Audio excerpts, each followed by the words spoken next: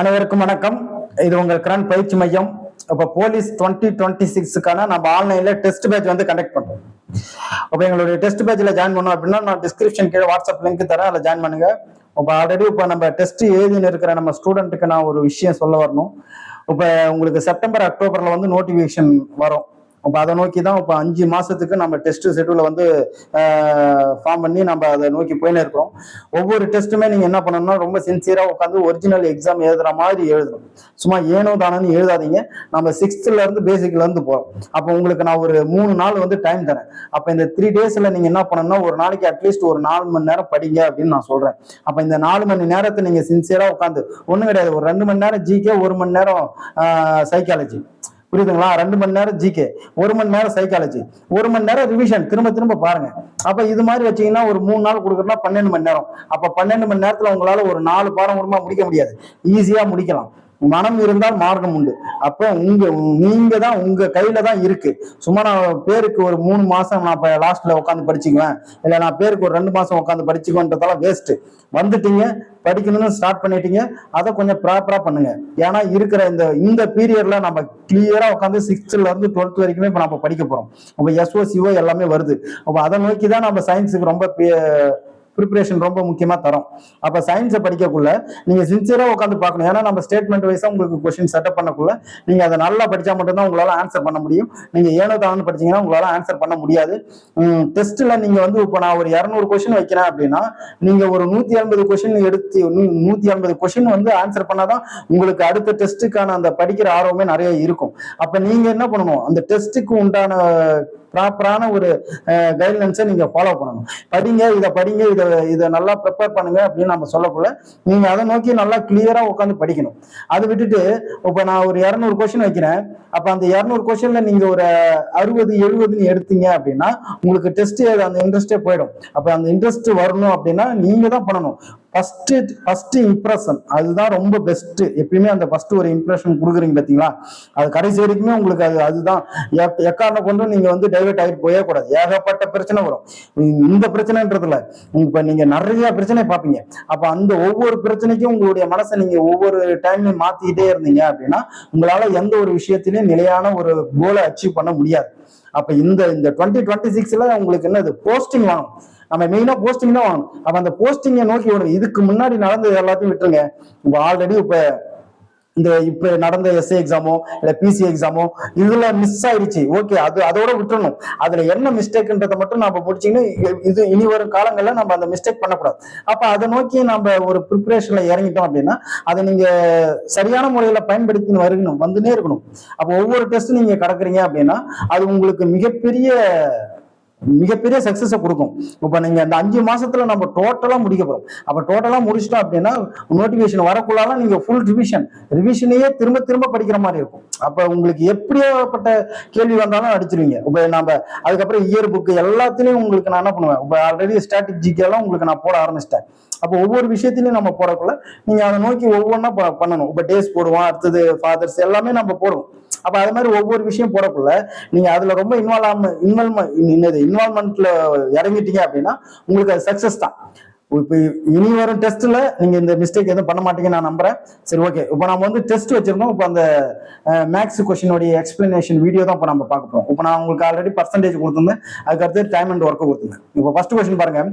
ஏ என்பவர் ஒரு வேலையை 8 மணி நேரத்தில் முடிப்பார், பி அதே வேலையை 12 மணி நேரத்தில் முடிப்பார் எனில் ஏ மற்றும் பி இணைந்து அந்த வேலையை எவ்வளவு நேரத்தில் முடிப்பாங்கன்னு கேட்கறாங்க.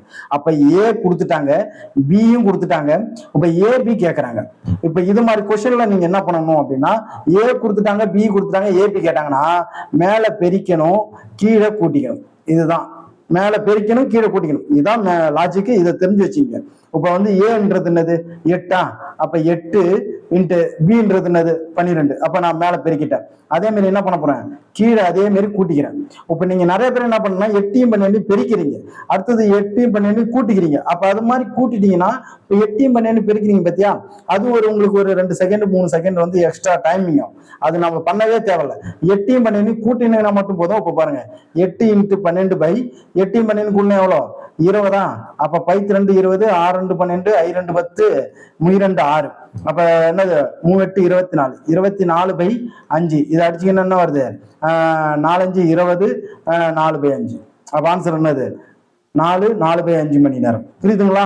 அப்ப மேல பெருக்கிறதுக்கு நம்மளுக்கு அவசியம் இல்லை, கீழே நம்ம அதை கூட்டிட்டு அந்த பெருக்கல் இதோடய நம்ம அடிச்சோன்னா ஈஸியா இருக்கும். ஏன்னா இப்ப நம்ம நம்பரை பிரிச்சு அடிக்கக்குள்ள உங்களுக்கு அடிக்கிறதும் ஈஸியா இருக்கும், டைமிங்கும் சேவ் ஆகும். புரியுதுங்களா? இது இப்ப அடிச்ச கணக்கு பாருங்க. ராம் மற்றும் ஷியால், அதாவது முதல் ஏபி கொடுத்திருந்தாங்க, இப்ப பேரை கொடுக்குறாங்க. ராம் மற்றும் ஷியால் இணைந்து ஒரு வேலையை 8 நாட்கள்ல செய்து முடிப்பார்கள்.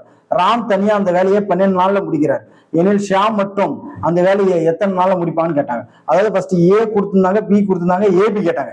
இப்ப ஏபி அதாவது 2 பேரு செஞ்ச வேலையை கொடுத்துட்டாங்க, அதுல ஒருத்தவங்க செஞ்ச வேலையை கிட்ட இன்னொருத்தருக்கு கேட்கறாங்க. அப்ப இது மாதிரி நேரத்துல நீங்க என்ன பண்ணணும்னா, நான் மேல பெருக்கணும், கீழே கழிச்சுக்கணும். புரியுதுங்களா? அதாவது ஏபியை கேட்டாங்கன்னா கீழே கூட்டிக்கணும், ஏபியை கொடுத்துட்டு ஏஓ இல்ல பிஓ கொடுத்துட்டு வேற எதனா கேட்கறாங்க அப்படின்னா மேல பெருக்கணும், கீழே கழிச்சா மட்டும் போதும். இப்ப பாருங்களேன், இப்ப என்னது ராம் மற்றும் ஷால் இணைந்து எத்தனை 8, அவங்க ராம் மட்டும் தனியா எத்தனை நாள் 12 நாள். அப்ப பை என்னது 8 - 12. புரியுதுங்களா? அப்ப 8 × 12 8 12 கழிச்சீங்கன்னா என்ன வருது 4. அப்ப 4ஆல் அடிக்கலாமா? 1 4 3 12 3 8 24. அப்ப 24 days. புரியுதுங்களா? அப்ப ஏ கொடுத்துட்டு பிஏ கொடுத்துட்டு ஏபி கேட்டாங்கன்னா மேல பெருக்கணும், கீழே கூட்டிக்கணும். அதே ஏபியை கொடுத்துட்டு ஏவை கொடுத்துட்டு பிஏ கேட்டாங்கன்னா மேல பெருக்கணும், கீழே கழிக்கணும். இதுதான் லாஜிக். இதை மட்டும் அதை ஏபிக்கு மட்டும் சொல்றேன், இது தெரிஞ்சு வச்சுங்க. அதே மாதிரி பாருங்க, ஒரு வேலையை செய்து முடிக்க பிஐ விட ஏ 50% கூடுதல் நேரம் எடுத்துக்கொள்வார். அவர்கள் இருவரும் இணைந்து அந்த வேலையை முடிக்க 18 நாட்கள் எடுத்துக்கொள்கிறார்கள். எனில் பி மட்டும் அந்த வேலையை செய்து முடிக்க எத்தனை நாள் எடுத்துக்கொள்வார் அப்படின்னு கேட்கறாங்க. அப்ப ஏ பி அப்படின்னு 2 பேர் இருக்கிறாங்க. அதுல பிஐ விட ஏ எத்தனை 50% கூடுதல் நேரம். அப்ப பி 100%னா ஏ வந்து எத்தனை 150%ன்னு அர்த்தம். இதை நல்லா தெரிஞ்சு வச்சுங்க. எல்லாரும் என்ன பண்றீங்கன்னா பிஏ வந்து 50% கூடுதல் நேரம் எடுத்துக்கிறதுனால நீங்க என்ன பண்றீங்க, இவர் 50 அவர் 100ன்னு போடுறீங்க. அது மாதிரி போடக்கூடாது. புரியுதுங்களா? ஏன்னா எப்பயுமே ஆல்ரெடி இருக்கிறவங்க 100% வேலையில இருக்கிறாங்க, அதுல இருந்து கூடுதலா இல்ல குறையுதா அதைத்தான் மற்றவங்களுக்கு நம்ம செய்யணும். புரியுதுங்களா? அப்ப என்னது 50% கூடுதல் நேரம். அப்ப இருவரும் இணைந்து அந்த வேலையை முடிக்க எத்தனை நாள் 18 நாள். 2 பேரும் சேர்ந்து எத்தனை நாள் 18 நாள். சரி, இதை நம்ம முதல்ல சுருக்கினா நமக்கு ஆன்சர் கிடைக்கும். பாருங்க, 1 0 1 0 3 5 5 2 10. அப்ப 3:2 3:2. எப்பயுமே தெரிஞ்சுங்க, விகிதமும் வேலை நேரமும் தலைகீழ மாறும். புரியுதுங்களா? ஒரு விகிதம் இருக்கு அப்படின்னா அவங்க வேலை செஞ்ச நேரம் தலைகீழ மாறும். அதை நல்லா ஞாபகம் வச்சுங்க. இப்ப என்னது, அப்ப ஏன்றவரு 2ம் பின்றவரு 3ம் மாறிடும். புரியுதுங்களா?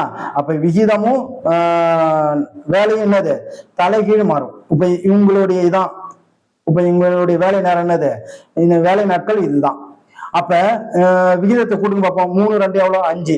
அப்ப 18. 2 பேரும் சேர்ந்து எத்தனை 18 8 40 0 மீதி 4 ஒரு 90. அப்ப மொத்தம் என்னது 90 பங்கு 90 நாள் வேலை செஞ்சுக்கிறாங்க. அதுல ஏ மட்டும் எத்தனை நாள், பியோடைய பங்கு தானே கேட்கறாங்க. பி வந்து 3. அப்ப 90/3 அடிச்சீங்கன்னா என்ன வருது 3 9 30. அப்ப ஆன்சர் என்னது 30 நாள். புரியுதுங்களா? அடுத்த கொஸ்டின் பாருங்க. ஏ என்பவர் பியை விட 20% குறைவாக வேலை செய்கிறார். ஏ ஒரு வேலையை 7.5 மணி நேரத்தில் செய்து முடிக்கிறார். எனில் பி அந்த வேலையை செய்து முடிக்க எத்தனை மணி நேரம் எடுத்துக்கொள்வார் அப்படின்னு கேட்கிறாங்க. அப்போ ஒண்ணும் கிடையாதுங்க, ஏ பி இருக்கிறாங்களா? அப்ப ஏ என்பவர் பியை விட 20% குறைவு. அப்ப பி 100% அப்படின்னா ஏ எவ்வளோ 80%. ஏன்னா 20% குறைவு தானே. அப்ப 80%. இதை ரேஷியோ அடிச்சீங்கன்னா என்ன வருது 4 2 8 I 2 10 4:5 வருதா?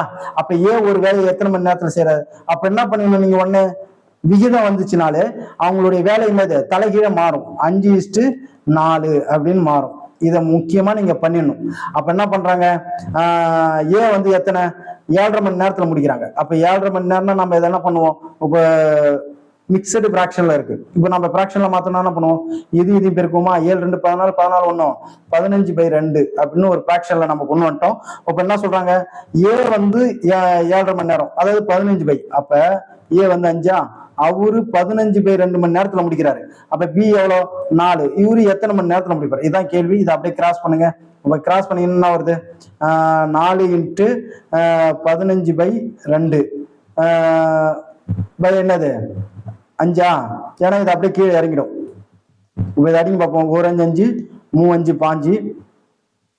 அதுக்கு அடுத்தது என்னது 2 2 4, 2 6. 6 மணி நேரத்தில் என்ன பண்ணுவாங்க, இதை முடிச்சிருவாங்க. புரியுதுங்களா இது? ஓகே. அடுத்த கொஸ்டின் பாருங்க. ஏ ஒரு வேலையை 4 நாட்களில் முடிப்பார், பி அதே வேலையை 5 நாட்களிலும், சி அதே வேலையை 10 நாட்களிலும் எடுத்துக்கொள்வார் எனில் ஏபிசி மூவரும் இணைந்து அந்த வேலையை எத்தனை நாள் முடிப்பான்னு கேட்கலாம். அப்ப இதை வந்து நீங்க மேல பெருக்கி கீழே கூட்டி நின்றீங்கன்னா உங்களுக்கு ரொம்ப இதாகும். நீங்க என்ன பண்ணணும்னா இந்த ஆங்கிள் எடுத்துக்கங்க. 1/a + 1/b + 1/c = 1/a + b + c.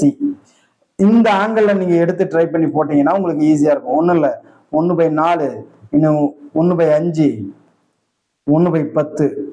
இப்போ இதுக்கெல்லாம் நம்ம என்ன பண்ணுவோம், எல்சிஎம் தானே இருப்போம். சாரி, இதெல்லாம் பிளஸ்.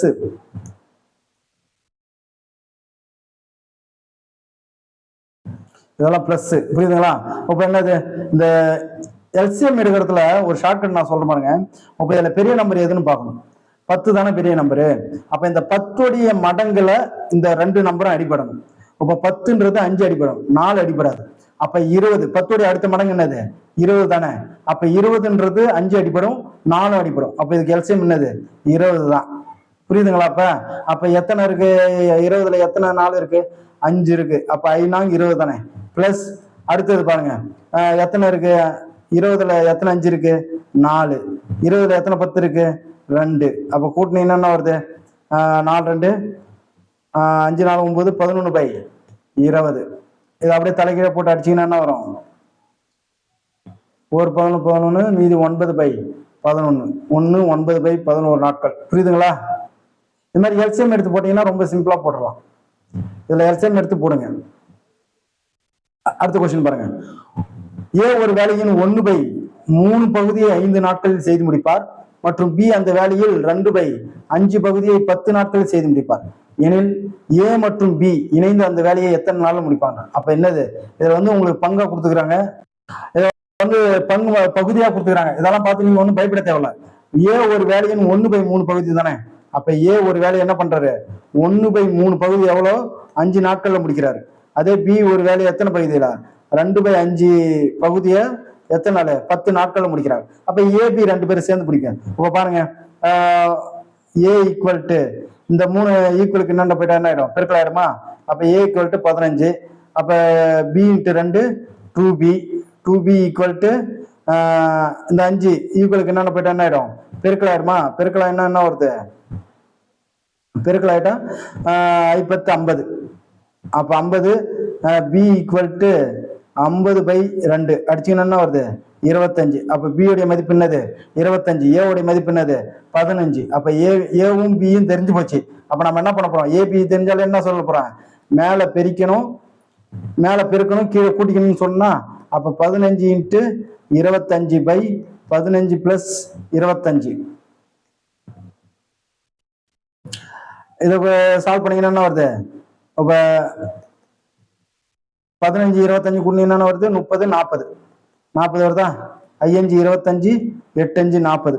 வேற எதெல்லாம் அடிக்க முடியுமா, அடிக்க முடியாது. 5 25 5 1 5 75/8. இதை அடிச்சீங்கன்னா என்ன வருது 9 8 72. 9 8 72, மீது என்னது 3/8. அப்போ 9 3/8. இதுதான் ஆன்சர். புரியுதுங்களா? இது ஒண்ணும் கிடையாதுங்க. ஏ ஒரு வேலையாட்டினா அது 1/3 பகுதி 5 நாள்ல முடிக்கிறாரா. அப்ப ஏ × 1 ஏ தான், அதனால ஏ ஈக்குவல் டு 15ன்னு போட்டேன். அப்ப 2 × பி 2b ஈக்குவல் டு இந்த வகுத்தல் கீழே இருக்கிற 5 என்னென்ன போயிட்டா என்ன ஆயிடும், பெருக்கலாம் மாறுமா. அப்ப 5 50. அந்த ஆங்கிள் போட்டது பாத்துங்க. அடுத்தது, ஏ ஒரு வேலையை 20 நாள்ல செய்து முடிக்கிறாரு, பி அதே வேலையை 12 நாட்கள்ல செய்து முடிக்கிறாரு. பி 9 நாட்களுக்கு அந்த வேலையை செய்தார், மீதி உள்ள வேலையை ஏ எத்தனை நாள்ல செய்து முடிப்பார் அப்படின்னு கேட்கிறான். புரியுதா? அப்ப ஏ வந்து 20, ஏ வந்து 20, பி வந்து என்னது 12. புரியுதா? இது மாதிரி கணக்கு வந்துச்சு. அதாவது ஒருத்தவங்க ஒரு வேலையை செஞ்சு போயிட்டார், அப்ப மீதி உள்ள வேலை அப்படின்னா எல்சிஎம் எடுக்கணும். இப்ப இதுல பெரிய நம்பர் எது 20 தானே பெரிய நம்பரு. அப்ப 20 மடங்கு பார்க்கணும். அடுத்தது 20 மடங்கு என்னது 40. இப்ப 40 வந்து 12ல போகுமா? போகாது. அடுத்த மடங்கு என்னது? 20 அடுத்த மடங்கு என்னன்னா 60ன்னு அர்த்தம். அப்ப 60ன்றது 12ல போகும் தானே. அப்ப எல்சிஎம் என்னது? 60 தான் எல்சிஎம். புரியுதுங்களா? அப்ப நான் சொல்றது, நான் இதை போடாம உங்களுக்கு நான் எல்சிஎம் போடுறேன் பாருங்க. இல்லைன்னா உங்களுக்கு அப்படி போட தெரியல அப்படின்னா இந்த ஆங்கிள் தான் போடணும். 20, 12 இந்த ஆங்கிள் போடுற மாதிரி இருக்கும். 2ஆம் ஆப்பிள் அடிப்பீங்க. 10, 6, திரும்ப 2, 5, 3. புரியுதுங்களா? அவ்வளவுதான். 4, 5, 20, 20, 20, 3, 60. புரியுதுங்களா? இல்லைன்னா இந்த ஆங்கிள் எல்சிஎம் போடணும். நான் என்ன சொல்றேன்னா, பெரிய நம்பர் எதுன்னு எடுக்கணும், அடுத்த மடங்கு பார்க்கணும், அது அந்த நம்பர்ல அடிபடுத்தான்னு பார்க்கணும், அதுக்கு அடுத்த நம்பரை பார்க்கணும். அது மாதிரி பார்த்தீங்கன்னா உங்களுக்கு ஈஸியா இருக்கும். சரி, ஓகே. இப்போ 60 எல்சிஎம் எவ்வளோ? 60. பி வந்து என்னது? 9 நாட்கள் அந்த வேலையை செய்கிறார். சாரி, என்னது? ஆமா, பி வந்து 9 நாள்ல வேலை செய்யறாரு. 9 நாள்ல வேலை செஞ்சுட்டு மீதி உள்ள வேலையா இப்ப எல்சிஎம் எடுத்துருமா? எல்சிஎம் 60. அதுல ஏ வந்து 20. அப்ப எத்தனை 60ல எத்தனை 20 இருக்குன்னா 3 இருக்கு. பில எத்தனை இருக்கு? I 12 60. அப்ப 3:5. புரியுதுங்களா? ஏ பி எவ்வளோ? 3:5. இப்ப நம்ம கண்டுபிடிச்சிட்டோம். ஏவும் பி எவ்வளோ? 3:5 கண்டுபிடிச்சிட்டோம். அப்போ 3:5 கண்டுபிடிச்சிட்டோம். இப்ப நம்ம யாரோட வேலை கேட்கறாங்க? பி வந்து 9 நாள் வேலை செஞ்சாரு. ஓகே. அப்ப பி வந்து எத்தனை? 9 நாள் வேலை செஞ்சார்ல. அப்போ 9 நாள். அப்ப பி உடைய வேல்யூ என்னது? 5. எத்தனை நாள் வேலை செஞ்சாரு? 9 நாள். அப்போ 9 × 5 என்னது? 35, 45. அப்ப பி மட்டுமே எத்தனை நாள் வேலை செஞ்சுக்கிறாரு? 45 நாள். அப்ப 60ல 45 போயிடுச்சுன்னா மீதி எவ்வளோ? 15. அப்ப அந்த 15 நாளை ஏ எத்தனை நாள் செஞ்சிருப்பாருன்னா ஏ உடைய மதிப்பு என்னது? 3/3 அடிச்சுன்னா என்ன வருது? I 3 15. ஓகே. அப்ப மீதி என்னது? 5 நாட்கள் வேலை செய்யப்பாரு. புரியுதுங்களா? இது ஒண்ணும் கிடையாதுங்க. ஏ 20 நாள், பி 12 நாள் வேலை செய்யறாங்க. அதுல இப்ப நம்ம எல்சிஎம் எடுத்தா 60. அப்ப 60ல எத்தனை எத்தனை பங்கு வேலை செஞ்சிருப்பாருன்னா 3 பங்கு வேலை செஞ்சிருப்பாரு. பி எத்தனை பங்கு வேலை செஞ்சிருப்பாருன்னா 5 பங்கு வேலை செஞ்சிருப்பாரு. அதுல 9 நாள் வேலை செஞ்சிட்டாரு. அப்போ 9 × 5 பாத்தீங்கன்னா 45 நாள். மொத்தம் 60 பங்கு. அப்ப 60 பங்குல 45 பங்கு பி முடிச்சிட்டாரு. மீதி இருக்கிறது 15 பங்கு தான். அப்ப 15 பங்குல அவர் 3 பங்கு இருக்கு. அந்த 3 பங்கு 3யும் 15 அடிச்சா நம்மளுக்கு எத்தனை கிடைக்குது? 5ன்னு ஆன்சர் கிடைக்குது. புரியுதுங்களா இது? ஓகே. அடுத்த கொஸ்டின் பாருங்க. ஏ மற்றும் பி இணைந்து ஒரு வேலையை 30 நாட்களில் முடிப்பார்கள். அவர்கள் இணைந்து 20 நாட்களுக்கு வேலை செய்தனர். அதன் பின் பி வேலையை விட்டு விலகினார். மீதி உள்ள வேலையை ஏ மட்டும் கூடுதலாக 20 நாட்களுக்கு செய்தார் எனில் ஏ மட்டும் அந்த வேலையை எத்தனை நாட்களில் செய்து முடிப்பார் அப்படின்னு கேட்டுக்கிறாங்க. பாருங்க, ஏ பிளஸ் பி.